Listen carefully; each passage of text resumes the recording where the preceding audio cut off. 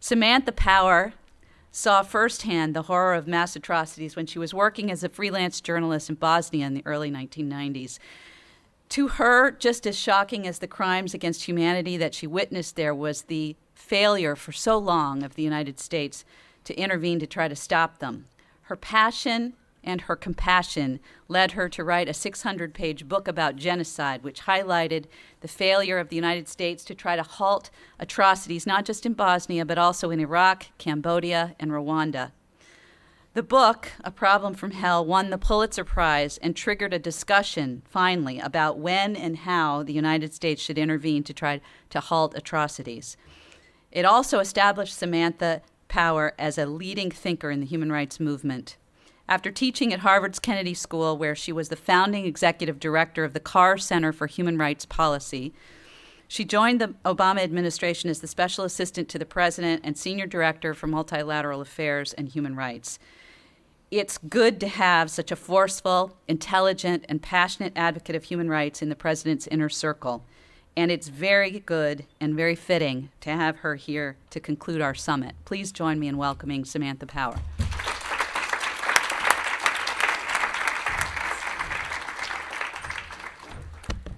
Okay, everybody. Thank you so much, and thank you, Lisa, for that very nice introduction.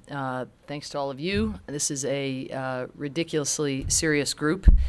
Thank you for everything you do every single day to try to improve the lives of people around the world who will never know your names in many cases, but will benefit from your tireless and often thankless efforts.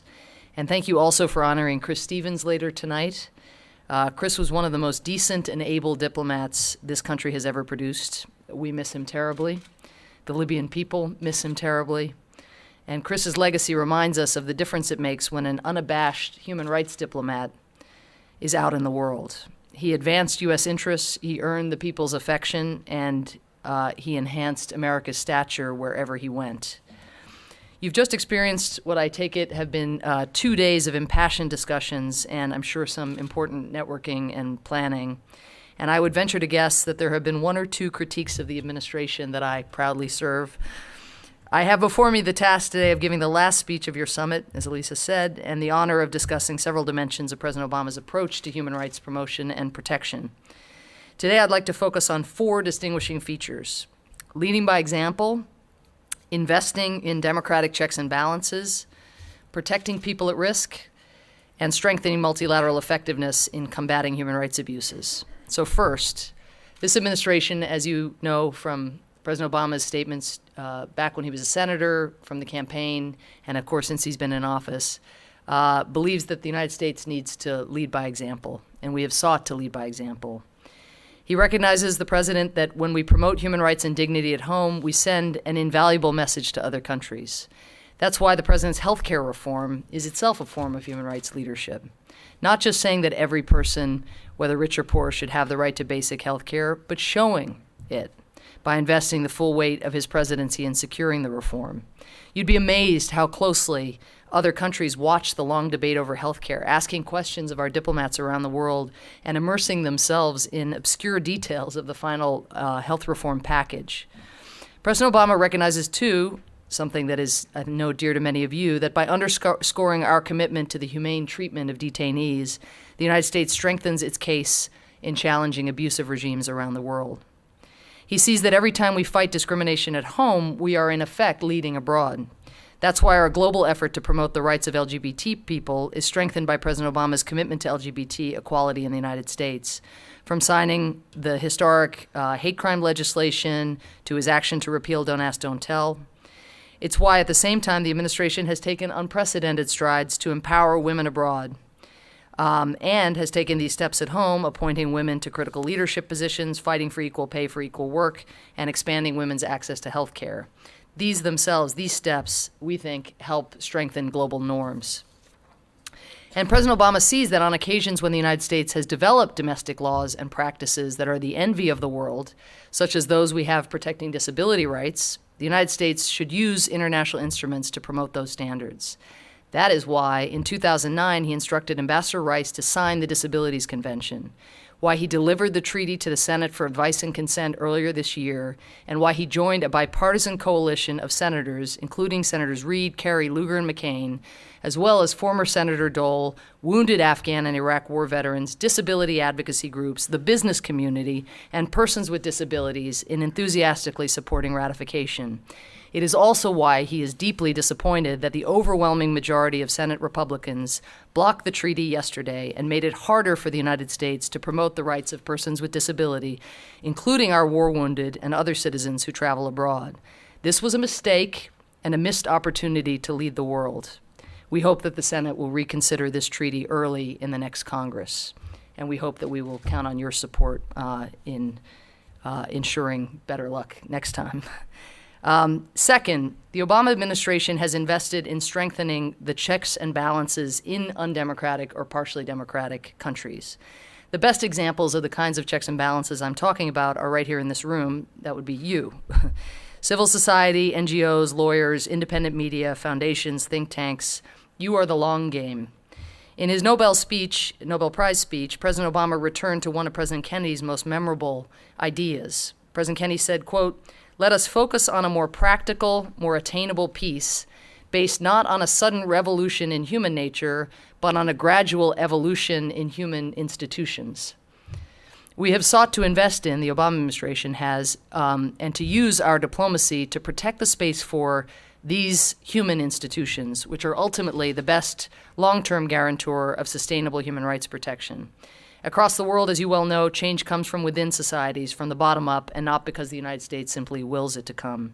This is why we train, support, and seek to defend and protect those we hope are the agents of change in these societies. As Secretary Clinton herself put it memorably in her speech in Krakow, there are three essential elements of a free nation: representative government, a well-functioning market, and civil society. And they work like three legs of a stool. Americans know this better than most because of our history. And again, to quote Secretary Clinton, quote, "It was civil society, after all, that gave us the abolitionists who fought the evils of slavery, the suffragettes who campaigned for women's rights, the freedom marchers who demanded racial equality, the unions that championed the rights of labor, the conservationists who worked to protect our planet and climate," end quote. What does this appreciation for these institutional checks and balances mean for U.S. policy in practice? For starters, it means that this administration has practiced dual-track engagement. All senior U.S. government officials who travel abroad are encouraged to seek meetings with political party opposition leaders, bloggers, women's groups, and human rights defenders. I just had the privilege of accompanying President Obama on his trip to Burma, and though the trip was very short, he insisted on meeting with a cross-section of civil society, released political prisoners, religious leaders, ethnic leaders, and other activists. Secretary Clinton has created a precedent for future secretaries of state, as she has so regularized meetings with civil society that meetings that were once the exception for senior U.S. officials on foreign travel are now the rule. We know these meetings often get under the skin of host governments, but they are essential sources of information and policy advice. They can show solidarity with vulnerable dissenters and dissidents in repressive societies. And maybe above all, they show governments that are committing abuses that the causes that these groups champion are the same causes that the United States government champions.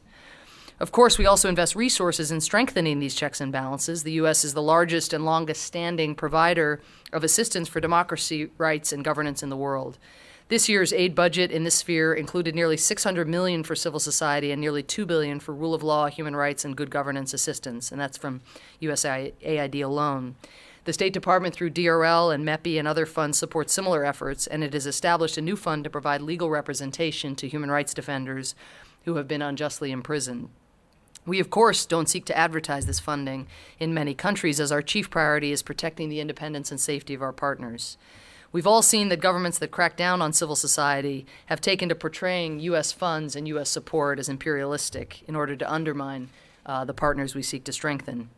In addition to contesting these false and self-serving claims, we've also worked to strengthen multilateral capacity to bolster civil society. Working within the Human Rights Council, we joined with several untraditional partners to respond to the growing global crackdown on civil society by creating the first ever special rapporteur to monitor curbs on freedom of association and assembly. Many of you have worked with Mina Kai, and we can see the potential his office has to make a real difference, contesting the disturbing proliferation of copycat NGO restrictions. In Cambodia, the State Department has worked with local NGOs whose pressure thus far has convinced the Hun Sen government to put a very restrictive NGO law back on the shelf where it needs to stay. In Burma, Ambassador Derek Mitchell is in regular conversation with the Burmese government about how restrictions and registration requirements for NGOs will limit the scope of meaningful political reform. In addition to stressing the importance of space for civil society, President Obama has laid out a fresh agenda on open government and open society, seeking to strengthen the international norms against corruption and to empower citizens. U.S. officials have worked within the UN, the G20, OECD, and the international financial institutions to promote the recognition that corruption is itself a violation of human rights and a colossal affront to human dignity. It is also, needless to say, a severe impediment to development and to security. We've worked with governments and civil society organizations to bring greater transparency to government budgets, expenditures, and the assets of public officials. We are institutionalizing transparent practices in international aid flows, banking and tax policy, and private sector engagement around natural resources to make it harder for officials to steal and to strengthen the efforts of citizens to hold their governments accountable. And of course, the most modern check and balance that we support is a free internet, which Secretary Clinton has done landmark work promoting. This administration recognizes that one of the most potent enabling rights is the right to connect and the right to access information. Quote, to seek, receive, and impart information by any medium and regardless of frontiers, end quote. That was Article 19 and how they put it many, many years ago. Recognizing that new technologies are fueling people-powered movements around the world and shining a spotlight on human rights abuses, U.S. programs are supporting the dissemination of technologies that help promote these goals. We do so, of course, well aware that technology can be misused to commit human rights abuses, and that's one of the reasons President Obama last spring issued a new executive order called the Gravity Sanctions Order that targets, for economic sanctions, those companies that are providing technology used to abet gross violations of human rights in Iran and Syria. In looking beyond governments, we are also working with our partners to develop standards for our businesses, which can help us set an example for companies around the world. We've joined the Extractive Industries Transparency Initiative, or in the process of joining, which calls for businesses to increase the transparency of their investments in the oil and mining sector. While we have eased sanctions on Burma in recognition of the reforms that have occurred to date, we know that the country has a long way to go, and businesses, both Burmese and foreign, have an important role to play in ensuring the Burmese people see a return on reform. Consequently, we have limited U.S. investment in those Burmese firms most associated with human rights abuses and placed unprecedented reporting requirements on U.S. companies that are now about to do business there. Public reporting should help give civil society and the Burmese people the information that they need to help secure responsible and inclusive investment, and we will be there at every step of the way to support that process. The President in September signed an executive order strengthening protections against human trafficking in U.S. government contracts. And we are now working with Congress. Here I commend Senator Richard Blumenthal for his leadership in order to step up our collective vigilance against a crime that we're committed to ending both at home and abroad. And we have worked with partners to develop a new code of conduct for private military contractors. So these are just some examples, I think, of how you need to focus on the long game, the investments in the institutions, in the political cultures, in the legs on the stool that Secretary Clinton spoke to in order to ensure a dividend, if not tomorrow, very much down the road, strengthening the people who share the values that we're seeking to project. The third feature that I'd like to emphasize today of the President's policy, though, recognizes that the long game is often not sufficient for people who are imperiled in the moment, people facing immediate threat.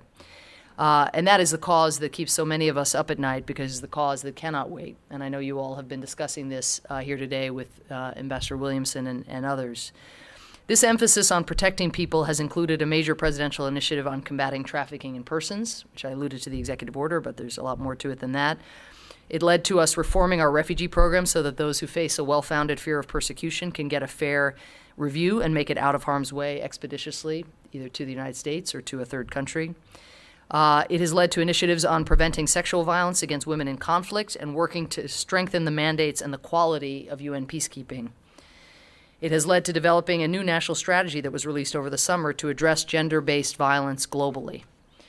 And it has led to a government-wide effort to promote LGBT rights internationally, to fight criminalization of LGBT status, and to combat violence against LGBT persons abroad. And last but not least, and this is again where Ambassador Williamson in the prior discussion comes in, the President has emphasized the central importance of preventing and responding to mass atrocities, which I will discuss here in somewhat greater detail. I think it's fair to say that President Obama has prioritized this issue like no American leader before him. He created the first ever White House position exclusively dedicated to the cause of atrocity prevention and response. He issued the first ever presidential directive on mass atrocities, which stated that, quote, preventing mass atrocities and genocide is a core national security interest and a core moral responsibility of the United States of America, end quote. In so doing, he stressed that this did not mean that we would intervene militarily every time there was an injustice in the world, but it meant that we had an obligation, when innocents were threatened with mass atrocity, to examine at the highest levels of government all of the tools in our arsenal to see whether their use could make a meaningful difference, and to make sure that senior government officials were presented with the full range of viable options before the window for meaningful action had passed or closed. This means diplomatic and political tools, it means economic and financial tools, intelligence and law enforcement, and it can, of course, mean military tools. As he put it in his speech at the Holocaust Museum in April, quote, "This is not an afterthought, this is not a sideline in our foreign policy. We need to be doing everything we can to prevent and respond to these kinds of atrocities because national sovereignty is never a license to slaughter your people." In other words, all of the creativity and nimbleness that reveals itself in other policy areas needs to be brought to bear on this one. The President also added new tools to the toolbox. In addition to introducing the gravity sanctions against human rights abusers who used or provided technology to target civilians, he explicitly barred entry into the United States of those responsible for crimes against humanity, which had not been done before. He tasked the intelligence community to prepare the first ever national intelligence estimate on the risk of mass atrocities and genocide. DoD has developed a doctrine on mass atrocity prevention and response and is integrating those issues into its training and planning. Across the government, there are now alert channels to help ensure that information about unfolding crises and dissenting opinions quickly reaches decision makers, including the President himself. USAID has challenged people and high-tech companies to help create new technologies to quickly expose violations of human rights. The proposals have begun pouring in, and USAID is reviewing them as we speak, and I urge all of you to look into that and get those proposals out to your networks, or the challenge out to your networks. And, of course, President Obama has created a new atrocities prevention board to bring together senior officials from across the U.S. government to focus on this critical mission. Now, much of this change is structural, and the Atrocity Prevention Board, or the APB as we call it, is not an atrocity panacea board. We are trying to significantly strengthen our ability to act preventively and to respond in a timely way, but we do not delude ourselves that these changes are sufficient to rid the world of its horrors. And therefore, we know that the best measure of this administration's commitment comes in very specific places. When the referendum in South Sudan was way behind schedule, it threatened to reignite a conflict that previously had killed 2 million people. However, with determined diplomacy, South Sudan became the world's newest nation, and the U.S. continues to invest in preventing and ending ongoing atrocities in Darfur, southern Kordofan, Blue Nile, and elsewhere. When the incumbent in Cote d'Ivoire lost an election but refused to give up power, it threatened to unleash untold ethnic and religious killings. But with the backing of the Obama administration, thanks to regional and international diplomacy combined with UN peacekeepers who stood their ground and protected civilians, President Gbagbo is now in The Hague, and Cote d'Ivoire is governed by its rightful leader. Of course, in a case you know well, when the Libyan people demanded their rights and Gaddafi's forces bore down on Benghazi, threatening to hunt down its people like rats, President Obama mobilized a coalition that stopped Gaddafi's troops in their tracks and ultimately made possible an election this year that brought to power a moderate coalition. And when the Lord's Resistance Army, led by Joseph Kony, continued its atrocities in Central Africa, the president ordered a small number of American advisors to assist Uganda and its neighbors in their pursuit of the LRA.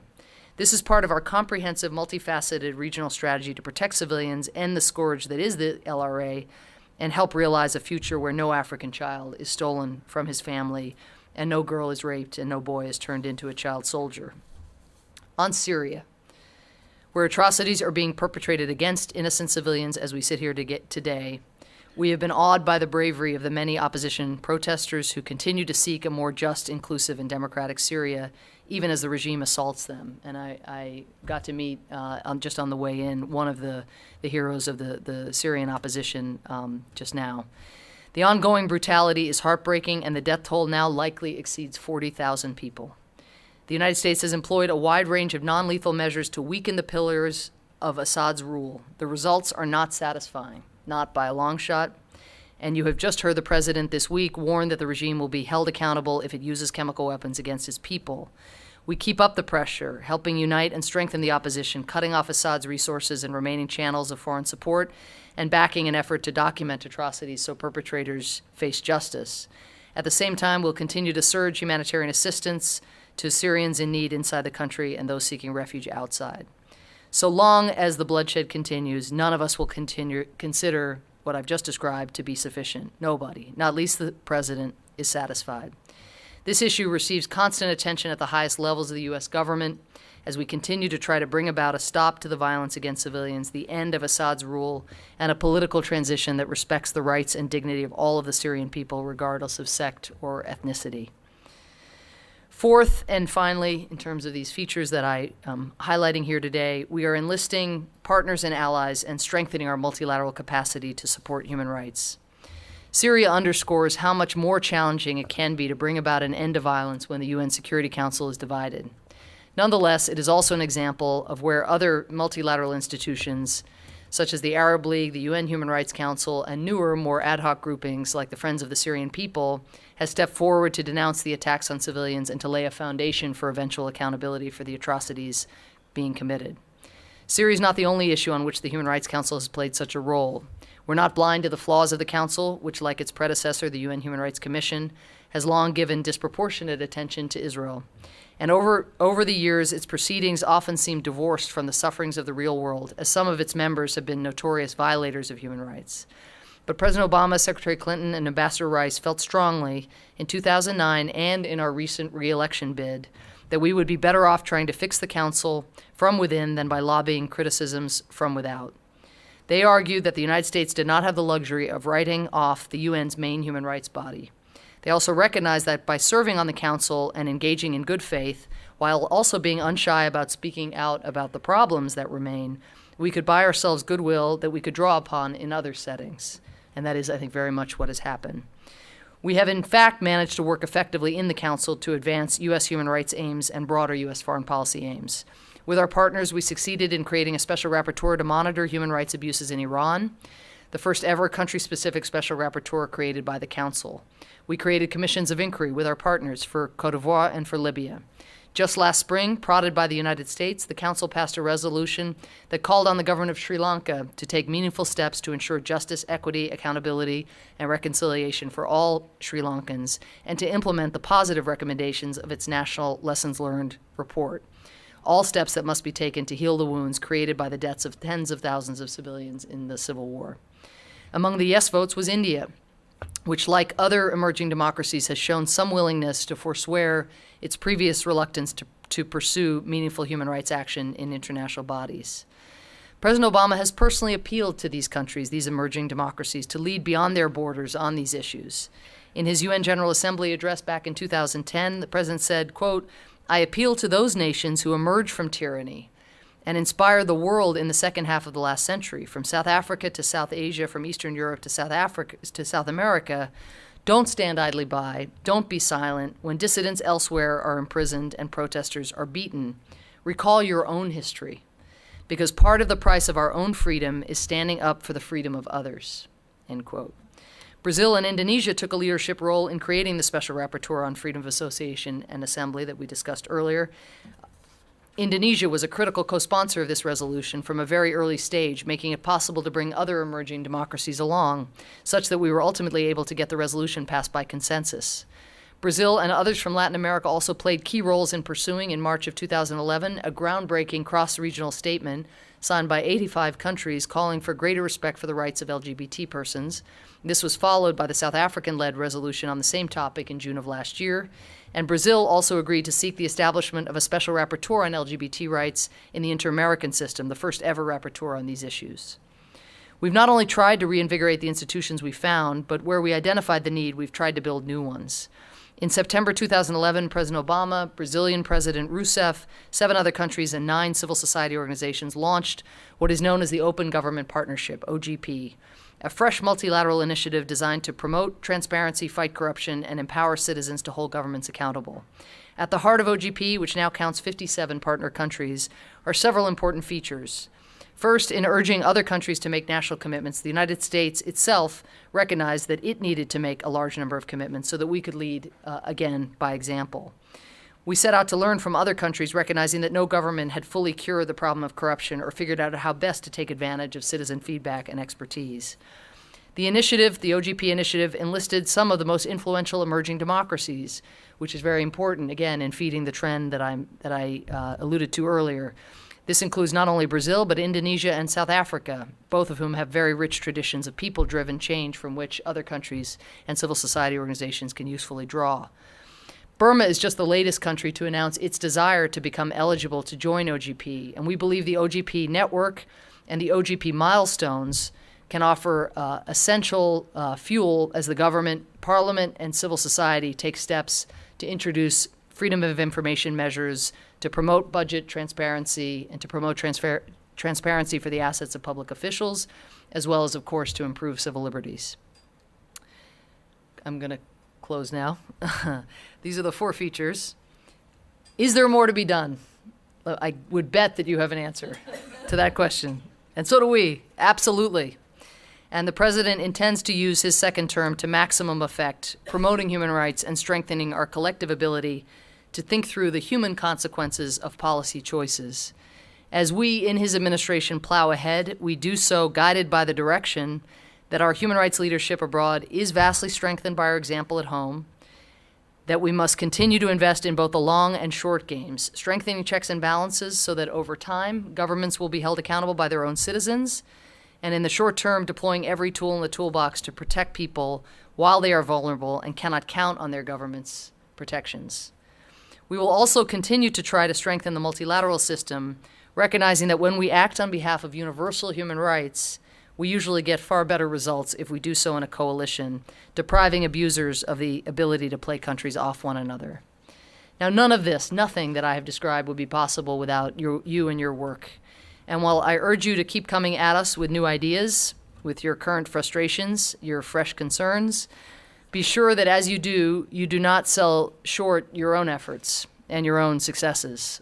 And I urge you just to reflect on some of the issues that I have touched upon so very briefly here today, which your work helped put on the agenda.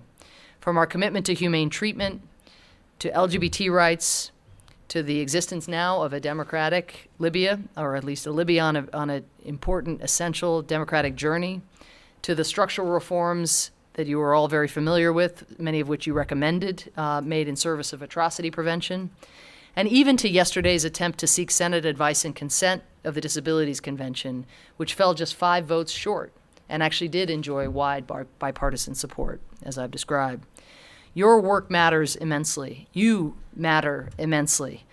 We in the administration are often moved by your work, and we are always informed by it. Given the human stakes of all of our shared concerns, it is a good thing that our best is never enough for you. However, before you head out tonight to honor a man who represented the very best of American diplomacy, consider this. Chris was a career Foreign Service officer who joined the U.S. government well before the human rights community had summits like this one. But that didn't stop him from putting people and human rights first in his diplomacy. He understood that doing so was critical not only for the people in the countries he worked, but also for American security. And he was not alone. Countless Foreign Service officers, civil servants, and other U.S. officials bring that same conviction with them to work every day. And that in itself is a form of progress. I'd like to leave you, if I could, with an image, and a powerful image, I think. A little over 2 weeks ago, an African-American man named Barack Obama visited a Burmese woman named Aung San Suu Kyi at her home in Rangoon. The man who a half-century ago couldn't have sat at the front of a bus in the American South occupies the most powerful office in the world. The woman, see, I was there, so it was very moving. The woman who 2 years ago, and for the 20 years before that, could not leave her home or her country, even to visit her dying husband, is now the leader of the Burmese opposition. Aung San Suu Kyi and President Obama sat in her study, and while they sipped tea, they didn't make a big deal out of the fact of their meeting. They simply got down to work. Two leaders talking politics and discussing all that is left to do. The arc of history only bends toward justice when people make it bend. That is something these two individuals have done. It is something Chris Stevens did, and it is something you try to do each and every day. Thank you for that, and thank you for having me here today. Thank you.